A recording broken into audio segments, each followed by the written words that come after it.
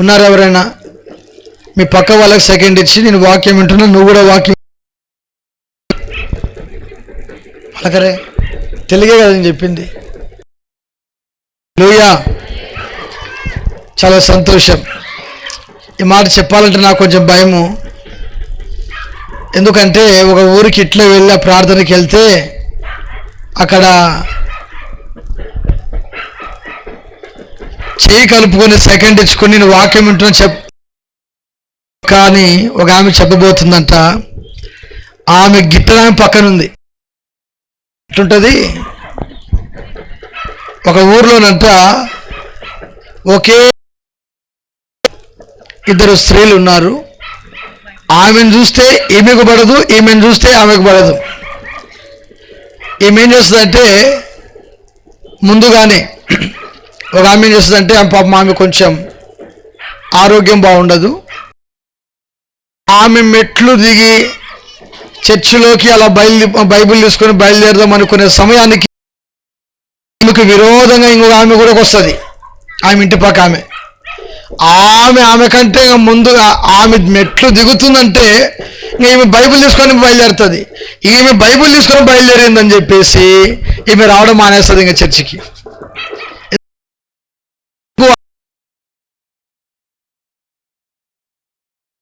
వాళ్ళు ఉడకవు. కొంతమంది అంటూ నా దగ్గర ఉడకవు అని మాట్లాడుతూ ఉంటారు.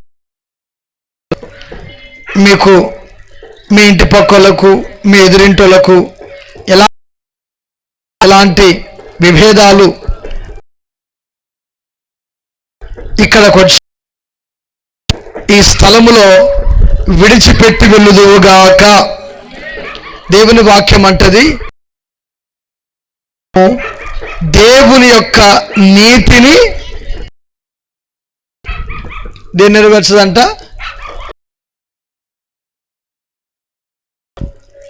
నువ్వు పరలోక రాజ్యానికి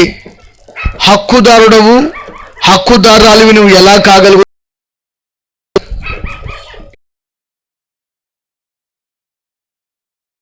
అలాంటి ఆలోచనలు చేయకండి.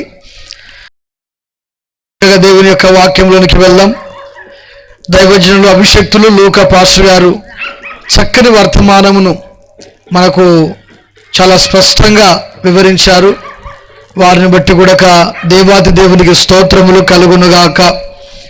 మంచిదండి.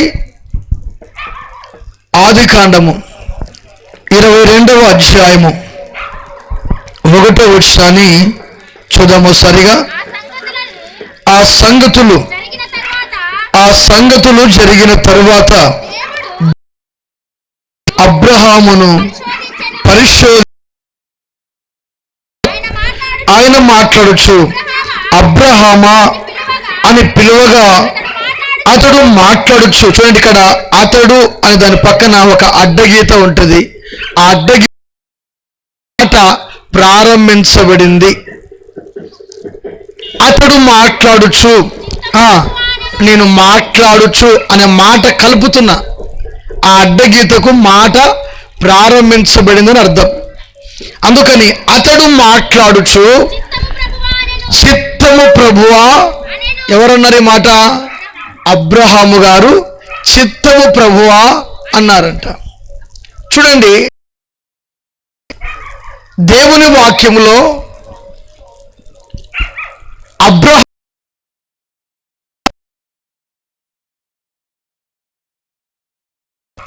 తన తరములో మంచి నీతిమంతునిగా దేవుని నిందారహితముగా పెరిగాడు.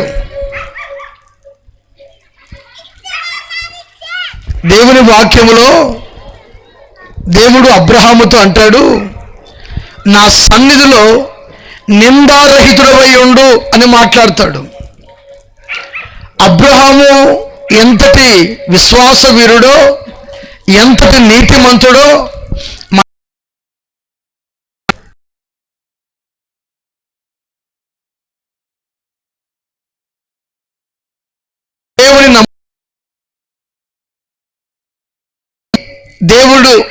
దేవుని నమ్ముట నీతి అని ఆయన ఎంచుకొని దేవుని యందు విశ్వాసం ఉంచి ఆయన అడుగు జాడల్లో నడవడము స్తోత్రము కలుగునుగాక. క్రీస్తునందు ప్రియ దేవుని ప్రజలారా, అబ్రహాము ప్రభువా అనెను. ఏమన్నాడంట?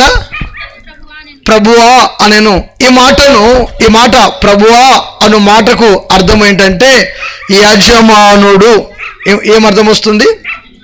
ప్రభువా అను మాటకు యజమానుడు. ఇంగ్లీష్లో ది లార్డ్ అని పిలిచారు, హిబ్రూలో అదోనాయ్ అని పిలిచారు.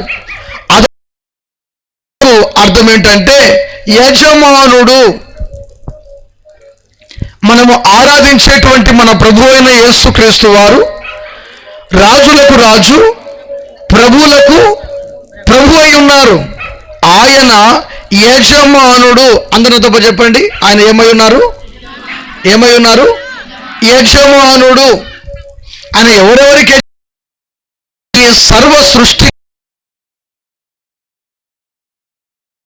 జాతి వారికి, ప్రతి జనాంగమునకు ఆయనే యజమానుడు. హల్లెలూయా. యజమానుడు లేక అదోనాయ్ అంటే కొన్ని సంగతులు చెప్పాను.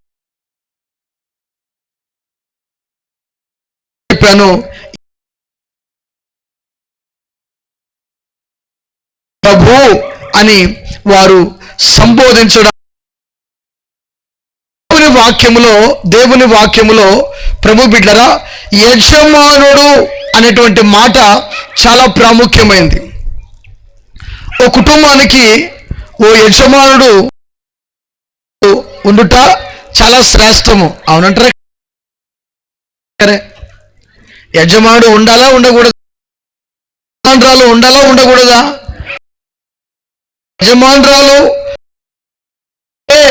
ఆ కుటుంబంలో పిల్లలు ఎలా మెలగాలో, ఎలా వారు ముందుకు వెళ్ళాలో, ఎలా జీవించాలో, కష్ట సమయంలో, బాధల సమయంలో, రోగాల సమయంలో, ఇబ్బందుల సమయంలో యజమానుల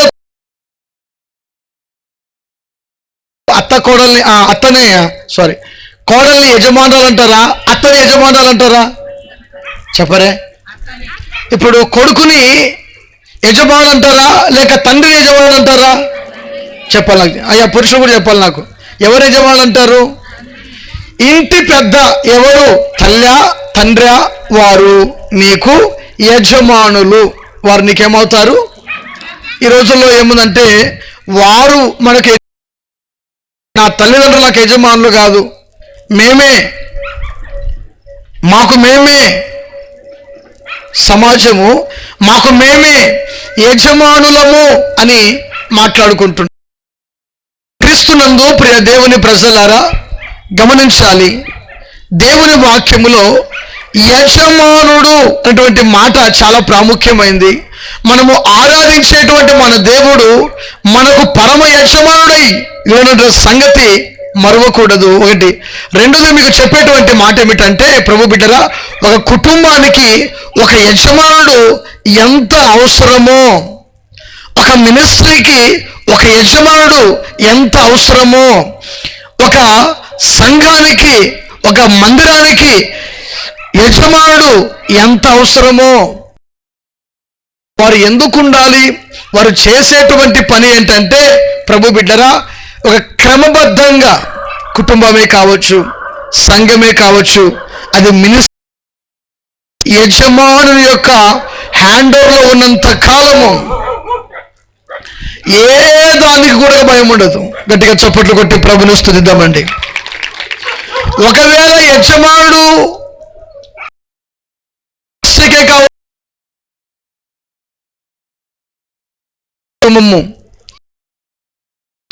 ఆ యొక్క మినిస్ట్రీ కూడా విచ్ఛిన్నమై అందులో తారతమ్యాలు, మనస్పర్ధాలు, అసూయలు, అధికారాలు, కోపము, ఆవేశము, అసూయ, ఇవన్నీ కూడా కుటుంబాలు కలహాలు క్రీస్తునందు ప్రియ దేవుని ప్రజలారా గమనించాలి. పని చదివినటువంటి సందర్భం ఏంటంటే 22వ అబ్రహాము ప్రభువా, చిత్తము ప్రభువా అన్నాడంట. ఏమన్నాడంట అతడు అక్కడ? ఇష్టమైతే ఏమి, నాకు యజమానుడవై ఉన్నావు, ఇష్టమంటూ ఏది లేదు. నా యజమానుడమైన నీవు నాకు ఏం చెప్తావో దానినే అనుసరిస్తాను అన్నాడు. గట్టిగా చప్పట్లు కొట్టి ప్రభుని స్తుతిద్దామండి. దానినే నేను అనుసరిస్తాను. యజమానుడు ఏం చెప్తాడో, నా యజమానుడు ఏమి బోధిస్తాడో, మాటను సెలవిస్తాడో దాని ప్రభు అంటే నాదేమీ లేదయ్యా, నువ్వు ఏమి సెలవిస్తావో. ఒక విశ్వాసి జీవితంలో మనము ఆరాధనకు యజమానుడై ఉన్నాడు కనుక ఇంత కూడా అయ్యా నా ఇష్టం ఏమీ లేదు, నీ ఇష్టమే అని యజమానునికి చాలండి. దేవుని స్తోత్రం కలుగునుగాక. యజమానుడు చేసేటువంటి పనులు ఒక రోజున లెక్క చూసుకుంటాడంట. ఏం చూసుకుంటాడంట యజమానుడు? చెప్పాలి ఏం చూసుకుంటాడంట? మీరు బయట ఏం ఆలోచన చేయకండి, నా వైపు మాత్రమే చూడండి. స్తోత్రం కలుగునుగాక.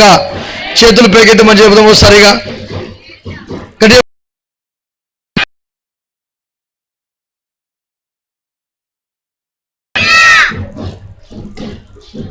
దేవుని వాక్యంలో చూసుకుంటాడు. యజమానుడు లెక్క చూసుకున్నప్పుడు ఆ యజమానునికి లెక్క ఖచ్చితంగా అప్పగించకూడదు చెప్పలేం. అప్పగించకూడదా? నీవు ఒక యజమాని కింద పని చేస్తున్నావు. ఉదయము యజమానుడు అప్పగించాడు, అది ఆఫీస్ వరకే కావచ్చు, అది ఆ కూలి పని వరకే కావచ్చు, అది ఏదైనా కావచ్చు. యజమానుడు ఒక పనిని అప్పగించేసి వెళ్ళిపోతాడు. ఆ పనిని అప్పగించినప్పుడు దానిని వచ్చిన తర్వాత ఆయన లెక్క చూసుకుంటే ఖచ్చితంగా నీవు లెక్క అప్పగించాలి.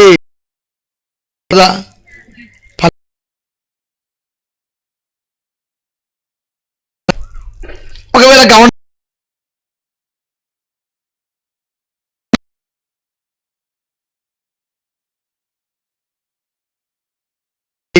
ఎంత గోడ కట్టావు, ఎంత ప్లాస్టిక్, నీకు ఉదయమనంగా నిన్ను పనులు పెట్టుకున్నాను కదా, నిన్ను వచ్చేసరికల్లా ఎంత పని పూర్తి చేశావు,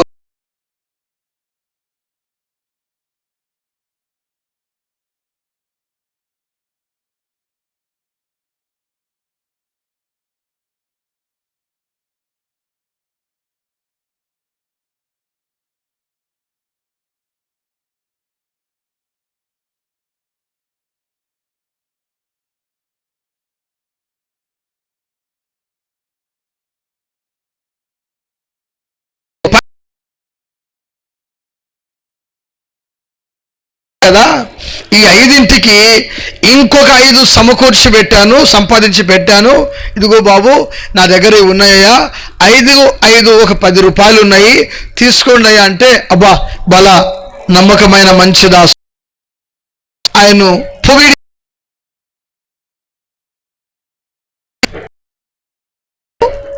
మెచ్చుకు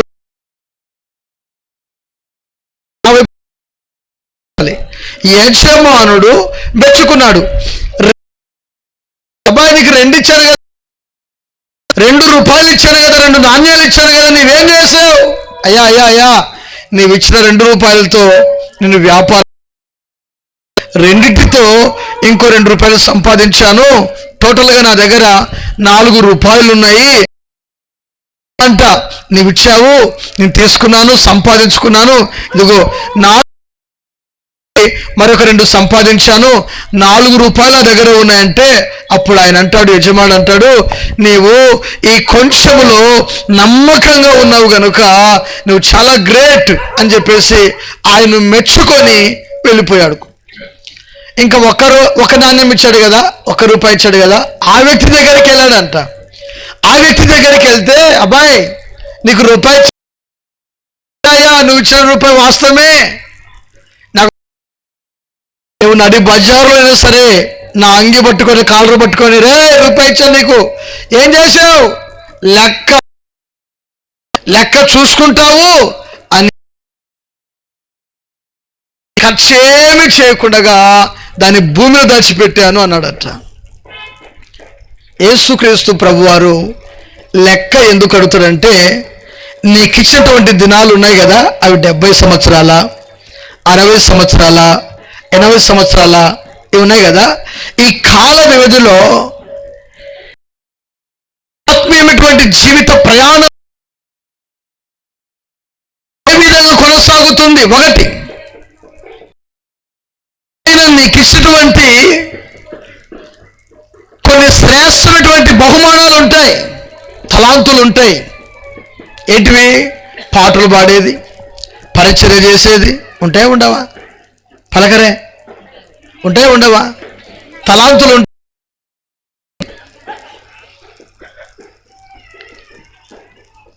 కొన్ని తలాంతులు ఉంటాయి. ఈ తలాంతులను నీవు ఉపయోగించుకొని ఈ సంవత్సరము, ఈ నెల ఇంతసేపు ప్రార్థన చేసి, పోయిన నెల నేను ఇంతసేపు ప్రార్థన చేశాను, లేదు వచ్చే నెల నా ప్రార్థన రెట్టింపు అవ్వాలి, ఈ నెల ఇంతగా నా ప్రార్థన రెట్టింపు అయింది కదా, అటొచ్చే నెల మరొంచెం రెట్టింపు నేను చేసుకోవాలి. పరిచర్య విధానమే కావచ్చు, అది సేవ విధానమే కావచ్చు, జీవితంలో ఎదుగుదల ప్రోత్సహించే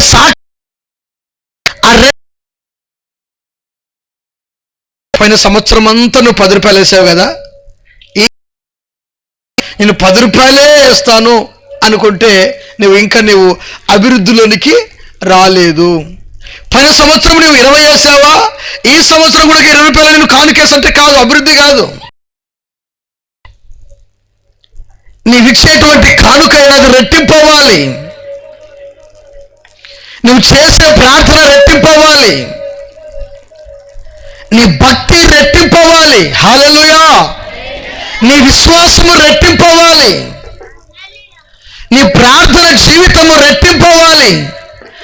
రెట్టింపు ఎప్పుడైతే అవుతుందో అప్పుడు దేవుడు నీకు బాగా పనిచేస్తున్నావు అని అర్థం వస్తుంది. గుడ్డ చెప్పండి గట్టిగా.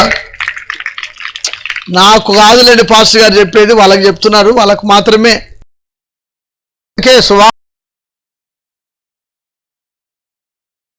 అమ్మా అంటాడు, నన్ను మాత్రం మార్తామని అస్సలు పట్టించుకోడు, అందుకే నాకు నచ్చదండి పాస్టర్ అంటే అడుగుతాడు నిన్ను. దేవుని స్తోత్రం కలుగునుగాక.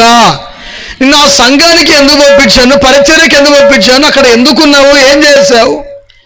లేదంటే మా చర్చ మార్తమ్మకు నువ్వెవరు, నేను మారమ్మను, నీ పని ఏంది, తగాద పెట్టే పని. అలాంటి దౌర్భాగ్యమైనటువంటి స్థితి మన జీవితంలో ఉండకుండా మనకిచ్చినటువంటి తలాంతులను ఉపయోగించుకుంటూ ఆత్మీయంగా నిశ్చయముగా మనం ఎదుగుదుముగాక. హల్లెలూయా. ఆ ఒక్క తలాంతును బండకే దాచి పెట్టినటువంటి వ్యక్తి,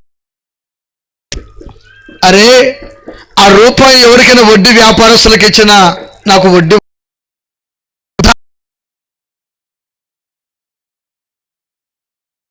ఉండేది, చేయలేదు కనుక వీని తీసుకుని వెళ్ళండి, టికెట్లో పడేయండి అని చెప్పేసి యేసు ప్రభువు వారు మాట్లాడారు. యజమానుడు ఏం చూసుకుంటాడు? ఏం చూసుకుంటాడు? ఏం చూసుకుంటాడు? అదోనాయ్ యజమానుడు లెక్క చూసుకుంటాడు. చూడండి ఒకసారిగా లూకా సువార్త బైబిల్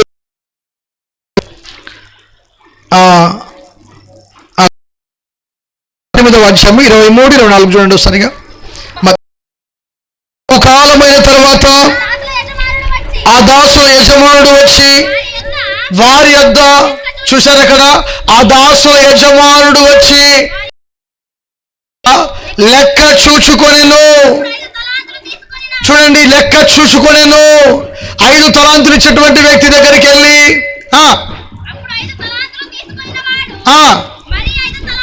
మరి 5 తలాంతులు తెచ్చి, అయ్యా నీవు నాకు 5 తలాంతులను ఇదియుగాక మరి ఒక 5 తలాంతులను చెప్పాను. అతని యజమానుడు మాట్లాడుచు, బలా నీవు ఈ కొంచెములో నమ్మకముగా ఉండి నిన్ను అనేకమైన వాటి మీద నియమించాను.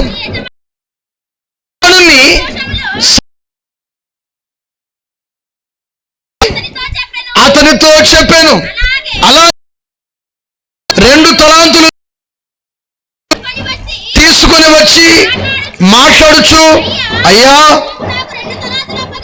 నీవు నాకు 2 తలాంతులను అప్పగించావే, మరి ఒక 2 తలాంతులు చెప్పాను. అతని యజమానుడు మాట్లాడుచు, బలదాసుడా నీవు ఈ కొంచెములో నమ్మకముగా ఉంటివి, నిన్ను అనేకమైన వాటి మీద నియమించదను. నీ యజమానుని సంతోషములో పాలు పొందుమని అతనితో చెప్పాను. తరువాత చూడండి, గమనించండి క్రీస్తునందు ప్రియదేవుని, 2 తలాంతులు 5 తలాంతులు తీసుకున్నటువంటి వారు యజమాని సంతోష పెట్టారంట. 1 తలాంతు తీసుకున్నటువంటి వ్యక్తి యజమానిని సంతోష పెట్టలేదంట. ఆచరణ తల్లి. తర్వాత 1 తలాంతు తీసుకున్న వాడు వచ్చి మాట్లాడుచు, అయ్యా నీవు కొయ్యవాడవును, కూర్చుకున్న వాడవని, కఠినుడవని నేను ఎరుగుదును గనుక నేను భయపడి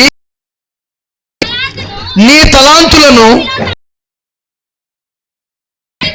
ఇదిగో నీ తలాంతు నీవు తీసుకొని చెప్పాను. అతని యజమానుడు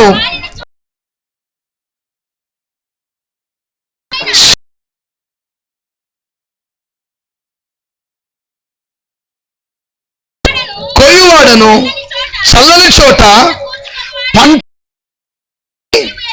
చూసి ఒక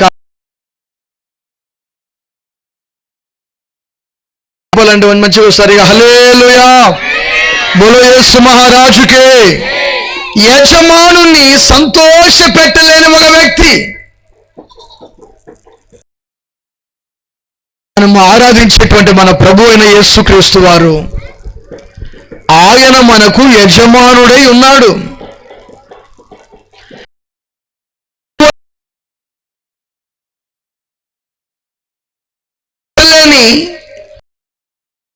అంతా కూడా శాపానికి భయంకరమైనటువంటి దెబ్బలు మనకు. సువార్త 13వ అధ్యాయము ఒక మాట ఉంటుంది చూడు సరిగా. లూకా సువార్త 13:40 అమ్మా 12వ అధ్యాయం, క్షమించాలి 12వ అధ్యాయం, లూకా సువార్త 12. తన యజమానుని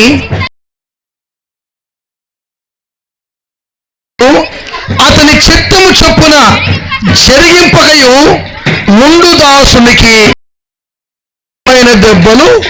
చూసారా అక్కడ చక్కని మాట ఏమిటంటే, తన యజమానుని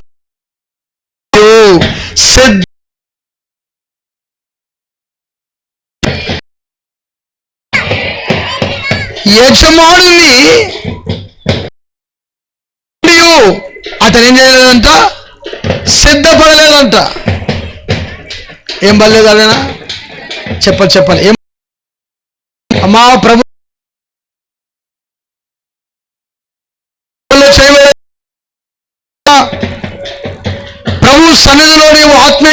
సిద్ధంగా ఉన్నావా? గమనించాలి. అయ్యా అయ్యా నీవు సిద్ధపడగలిగినట్లయితే దేవుని స్తోత్రం కలుగునుగాక. నీవు ధన్యురాలివి. చాలా ప్రమాదం. అక్కడ అంటాడు దెబ్బలు. చూడండి, తన యజమాని చిత్తము ఉండి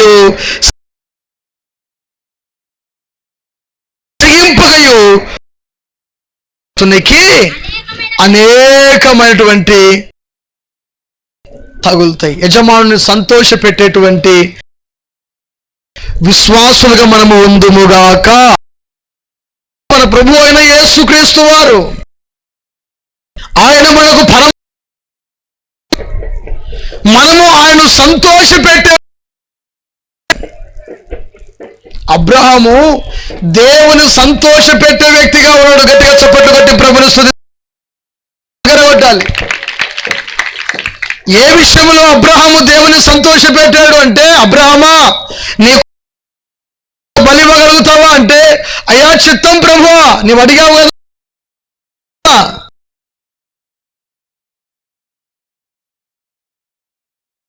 నేను 99 సంవత్సరాలు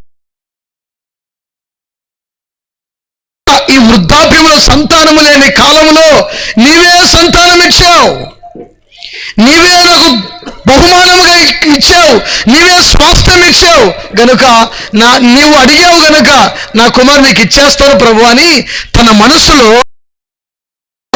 ఆయన చేసిన పని ఏంటంటే, ప్రభు బిడ్డరా పెందల కడ లేచి. ఎప్పుడు లేచాడంట ఆయన చెప్పరే? పెందల కడ లేచి.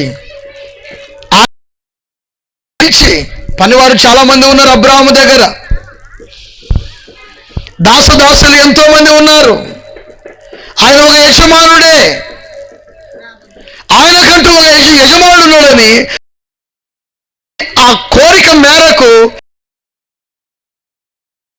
బహుశా కుమారుని వయసు 12-13 సంవత్సరాల వయసు ఉండి ఉండవచ్చేమో నా అంచనా. క్రీస్తునందు ప్రియ దేవుని ప్రజలారా, ఆ వ్యక్తి అబ్రహాము ఉదయం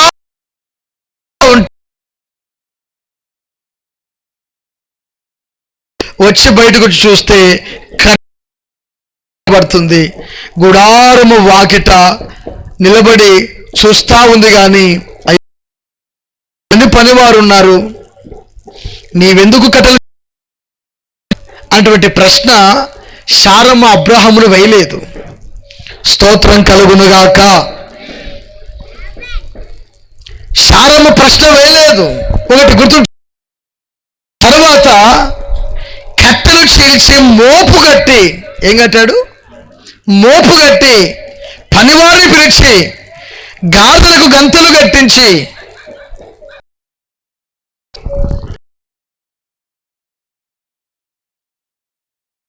దేవుడు వారికి వాగ్దానము చేసినటువంటి దగ్గరికి వెళ్ళిపోయారు. పర్వతము దగ్గరికి వెళ్ళిపోతే అబ్రహాం గారు అంటారు, బాబు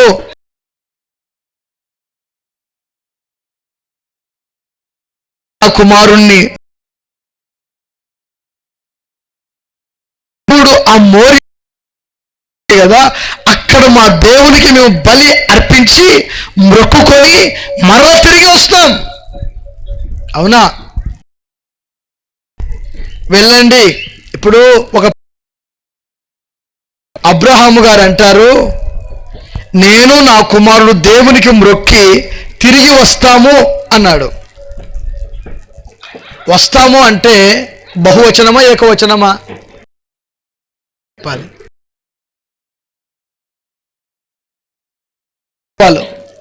ఏ వచనం అది?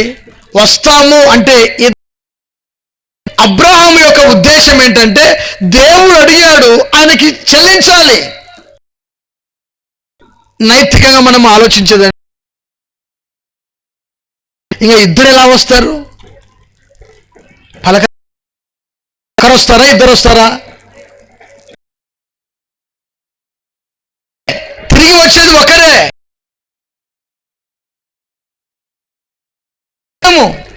ఈ మాట చెప్పి తన కుమారుని తల మీద కట్టెల మోపు పెట్టి నిప్పు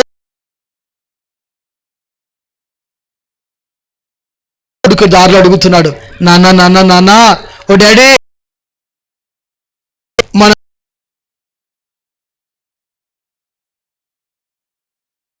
ఆ గొర్రెపిల్ల ఏది నాన్న అని అడిగాడు. దేవుడే చూసుకుంటాడు. ఆ పర్వతం మీదకి వారు ఎక్కుతున్నారు. ఇప్పుడు పర్వతం ఎక్కేటప్పుడు ఆయాసం వస్తుంది, వస్తారాదా? అబ్రహాముకు అప్పటికి వయసు దాటి ఉండవచ్చు. అబ్రహాము ఆ పర్వతం అని ఇక్కడ ఒక ఊరుంది నాగలాపురం దగ్గర.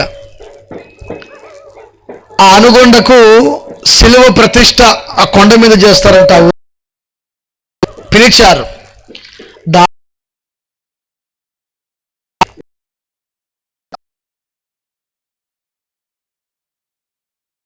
సరికల్లా అక్కడ నుండి వాక్యానికి పిలిచినటువంటి సేవకులు పైన ఉండి ప్రార్థనలో ఉన్నాడు.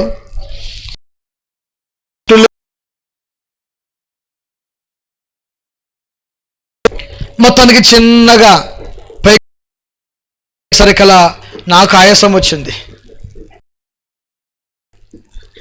మోరియా పర్వతము చాలా ఎత్తైన బరువైనటువంటి సామాగ్రితో పైకి ఎక్కగలిగారంటే పర్వతాన్ని ఇట్లా చూడాలి. కోరుకున్నటువంటి ప్రదేశం వారు వెళ్ళి పేర్చి బలిపీఠము కట్టి కొడుకు అడుగుకున్నాడు. గొర్రె బలిపీఠం రెడీ అయిపోయింది. ఏది నాన్నా ఏది అని నా కుమారుడు ఇంతసేపు నువ్వు అడుగుచున్నావు కదా, ఆ గొర్రె పిల్ల ఎవరు కాదు, నీవే గొర్రె. దేవుడు నిన్ను బలి ఇవ్వమని కోరుకున్నాడు. అప్పగి తన ఒకగానొక కుమారుడు యొక్క 2 కాళ్ళను చేతులను కట్టి పడుకోబెట్టి కత్తి తీసి తన కుమారుని మెడ మీద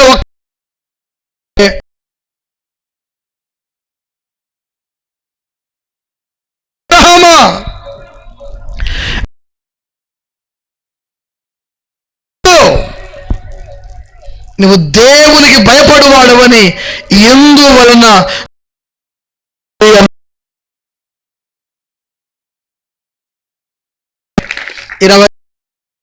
10-11 వచనాలు 10-11 వచనాలు తల్లి 22 9 10 11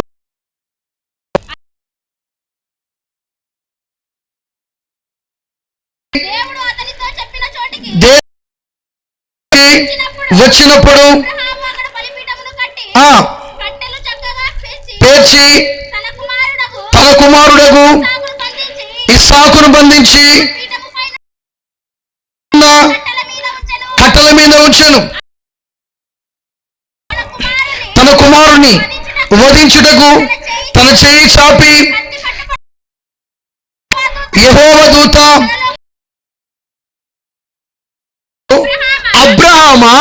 అబ్రహామా అని అతన్ని పిలిచి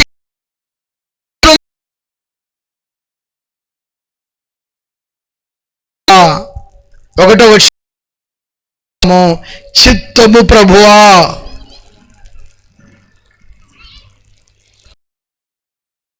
వచనంలో చిత్తము ప్రభు. అప్పుడు ఆయన మాట్లాడుచు ఈ చిన్నవాని మీద చేయకము, నీ కుమారుడు బలి ఇవ్వడానికి నీవు వెనుక నీవు దేవునికి భయపడువాడవని ఎందువల్ల నాకు కనబడుచున్నది అన్నాడు. కొట్ట చప్పట్లు గట్టిగా బిగరగొట్టండి. యేసు రక్తమే జయము కలుగును గాక. దేవునికి భయపడిన అబ్రహాము. చెప్పాలండి ఎవరంట ఆయన? దేవునికి భయపడిన అబ్రహాము. చిత్తముని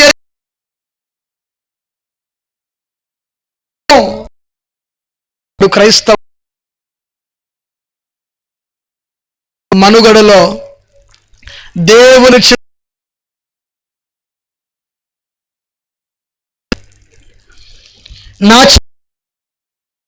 నాకు యజమానుడు ఉన్నాడు,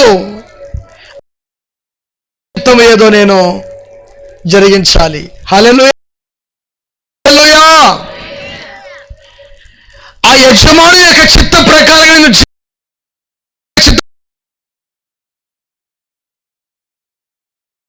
నడవాలటువంటి తత్వము కలిగినటువంటి వ్యక్తి అబ్రహాము.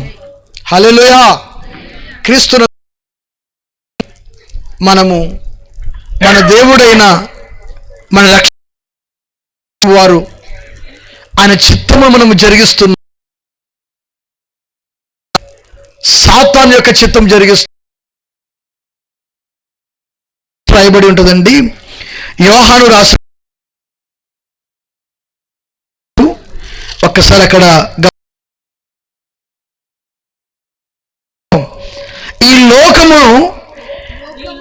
లోకమును దాని ఆశయు కానీ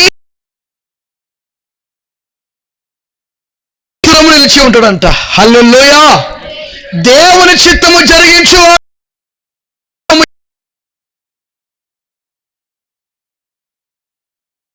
యొక్క చిత్తము. ఎవరి చిత్తం అండి? చెప్పాలి. ఎవరి చిత్తము? యజమానుని యొక్క చిత్తము అబ్రహాము.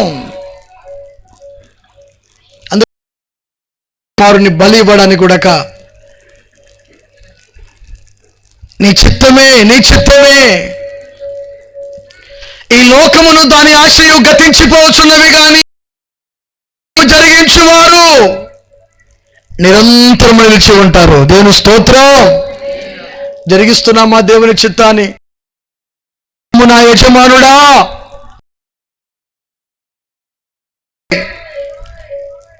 ప్రభువా, ఆయన పిలిచేటువంటి పిలుపు చూడండి. పిలిచేటువంటి ఆ పిలుపులో ఎంత మాధుర్యత ఉన్నది. ఆయన అందుకే దేవుని చిత్తానికి లోబడి ఉన్నాడు గనుక దేవుడు అబ్రహాము విషయంలో చాలా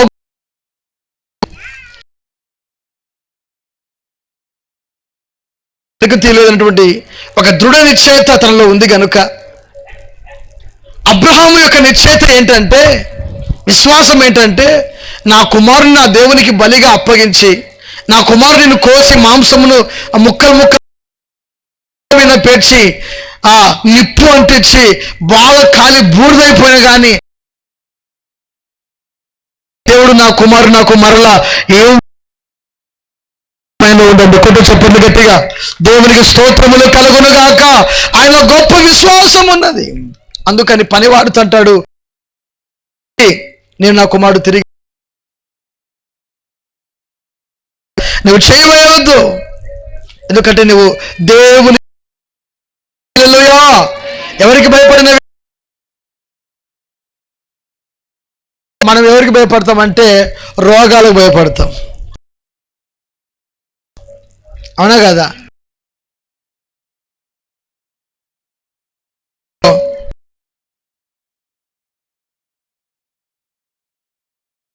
ఒక ఎలకనో పిల్లో ఆ రాత్రులు కనుక దొబ్బిందనుకో, టైం సరిగ్గా 12 గంటలకు నీకేం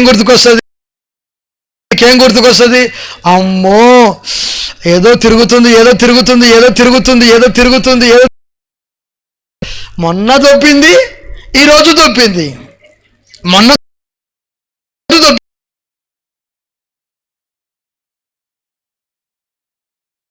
జరగబోయేది మొత్తం చెప్తామంటే ఆయన పేరు రాహేలే. ఈమె పేరు కూడా ఆయన కూడా అన్నా ఇక్కడ అన్న ఏం లేదు, 2 రోజుల నుంచి 1 గంటకు దొబ్బింది, ఈ రోజు రాత్రి 1 గంటకు దొబ్బింది అవుతుంది. ఎవరు దొబ్బింటారు అంటే వాడు నుంచి ఏం చేసుకోవాలా? సొమ్ము చేసుకోవాలి కదా. అందుకని వాడు చెప్పేది ఏం లేదు. అమ్మా అంటాడు, ఒకటి ఉంది అంటాడు అంతే. అవునా, ఏంది అది? అదే ఇప్పుడు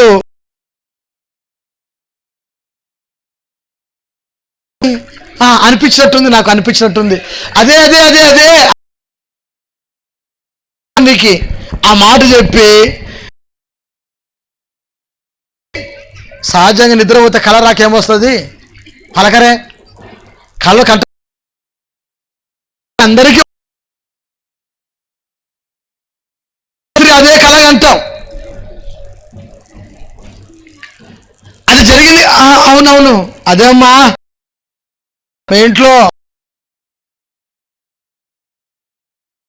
పోవాలంటే ఖచ్చితంగా 7,016లో 10,016లో పెడితే నేను రాను మా పెద్ద పూజారి ఎవరాడు ఇద్దరు కూర్చుంటారు, ఒక ముగ్గు పోస్తారు, ఏదో చేస్తారు, ఎత్తుకొని వెళ్ళిపోతారు, ఏముండదు.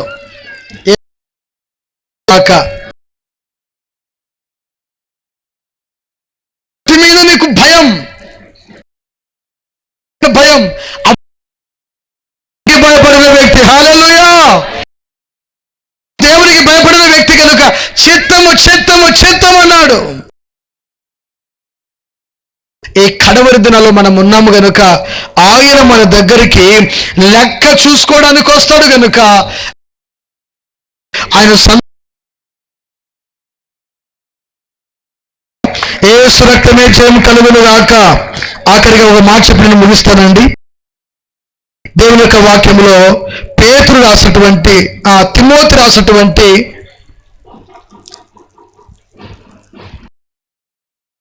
కొలొస్సీయులకు రాసిన పత్రిక, క్షమించాలి, కొలొస్సీయులకు రాసిన పత్రిక 1వ వచనం, పరలోకములో మీకును యజమానుడున్నాడని ఎరిగి, పరలోకములో యజమానుడు ఉన్నాడని ఎరిగి న్యాయమైనదియు ధర్మమును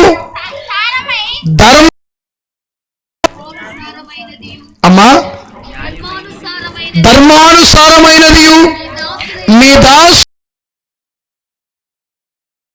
పరలోకములో మీకు యజమానుడు ఉన్నాడు. పనివారి ఎదుట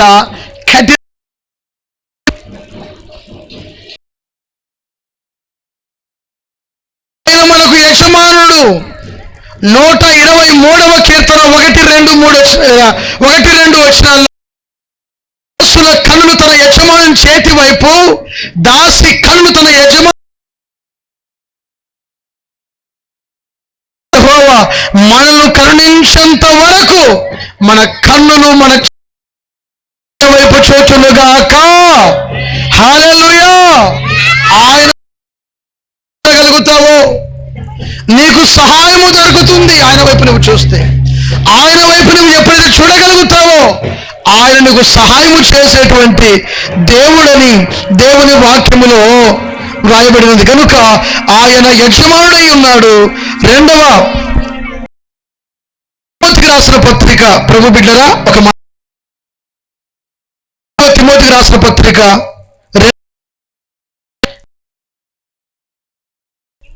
ఎవడైనను వీటిలో చేరక తన్ను తాను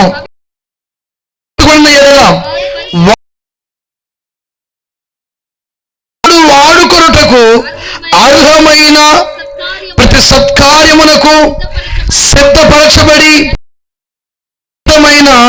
పాత్రయుండును. హల్లెలూయా. యజమానుడు వాడుకునేటువంటి పాత్ర. ఎవరు వాడుకునేటువంటి పాత్ర అంటే ఇది యజమానుడు వాడుకునేటువంటి పాత్ర. యజమానులారా, మీకు మర్చిపోకూడదు, ఆయన మనందరికీ యజమానుడు. పాత్ర నువ్వు పాటలు పాడే పాత్రగానో, వాయిద్యములు వాయించే పాత్రగాను, చేసేటువంటి పాత్రగాను, మందిరములో కసులు కొట్టి బంధుదోమి సేవకు సహకరించేటువంటి ఏదో ఒక పాత్ర, యజమానుడు వాడుకున్నటువంటి పాత్ర, అది అర్హమైనటువంటి కలిగించేటువంటి పాత్రగా ఆయన చేతుల మీరుందురుగాక. ఇర్మియా గ్రంథం 18వ అధ్యాయం అంటాడు, ఇదిగో ఇశ్రాయేలు వారులారా, కుమ్మరి వారి చేతిలో మట్టి పాత్ర ఉన్నట్లు మీరు నా చేతులు స్తోత్రం కలుగునుగాక. మనమందరము ఆయన ఇష్టం మనల్ని వాడుకోనుగాక, దీవించునుగాక. ఆమె